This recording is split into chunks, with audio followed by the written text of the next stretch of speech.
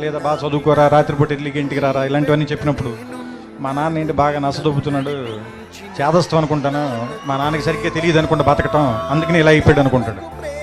వీడికి ఒక 20 ఏళ్ళు 25 ఏళ్ళు వచ్చి ఒక అమ్మాయిని పెళ్లి చేసుకున్న తర్వాత ఒక ఫ్లాట్ రెంట్కి తీసుకోవటం, ఉద్యోగం చేయటం, నెలాఖరికి వచ్చేసరికి అప్పులు చేయాల్సి రావటం, బిల్స్ కట్టాల్సి రావటం, ఇలాంటప్పుడు నాన్న మనం మరీ అనుకున్నంత వేస్ట్ ఏం కాదనుకుంటే బాగానే మేనేజ్ చేసినట్టున్నాడు 4 పిల్లలు, కానీ మనకి దీనమ్మ ఇంకా ఒక్కడిని కూడా కనకుండానే ఇంత కష్టంగా ఉంది మనకి అనిపిస్తుంది.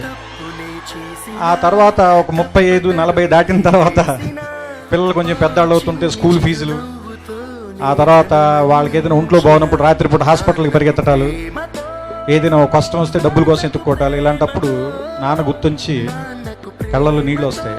ఈ బాబు ఇన్ని కష్టాలు పడి మన అందరినీ పెంచి ఇక్కడ దాకా తీసుకొచ్చాడని. కానీ మనం అది చెప్పేసరికి చాలామంది నాన్నలు ఉండరు, చచ్చిపోతారు. అందుకని నా ఉద్దేశం ఏంటంటే నాన్న బతికుండగానే మనందరం థ్యాంక్స్ చెప్దాం. మన భారతీయులందరికీ కూడా ఒక డే అనే దాని మీద పెద్ద నమ్మకం లేదు. ప్రేమని ఫిబ్రవరి 14 మాత్రమే ప్రేమించి ఆ తర్వాత ఆడపిల్లని చంపేద్దాం, వాళ్ళ మీద యాసిడ్ పోసేద్దాం, అలా కాకుండా జీవితాంతం ఆడపిల్లని ప్రేమిద్దాం, తప్పేం లేదు.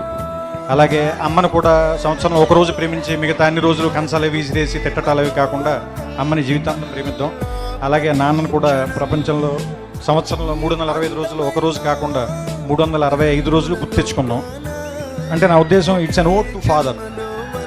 ఎందుకంటే ఫాదర్స్ సరిగ్గా గుర్తింపు లేకుండా మిగిలిపోయిన ఒక పాత్ర అనిపిస్తుంది నాకు, కావ్యాల్లో కానీ నాటకాల్లో కానీ సినిమాల్లో కానీ.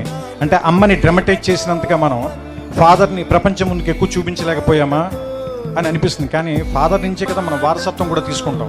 ఫాదర్ ఇచ్చే డబ్బులు కాదు, ఫాదర్ ఇచ్చే పేరుని తీసుకుని ముందుకు వెళ్తాం. ఫలానా వాళ్ళ అబ్బాయి ఇతను, ఫలానా వాళ్ళ మనవడు ఇతను, లేదా ఫలానా ఫ్యామిలీ నుంచి వచ్చాడు ఇతను. సో అంటే ఫాదర్ దగ్గర నుంచి మనం ఇన్ని తీసుకున్నప్పుడు, ఫాదర్ దగ్గర నుంచి మనం సంస్కారం తీసుకున్నప్పుడు ఫాదర్కి తిరిగి మనం ఏమి ఇవ్వగలం? కృతజ్ఞత. ఫాదర్ కృతజ్ఞత కోరి మనం పెంచడు కదా, మరి ఏమి ఇద్దాం?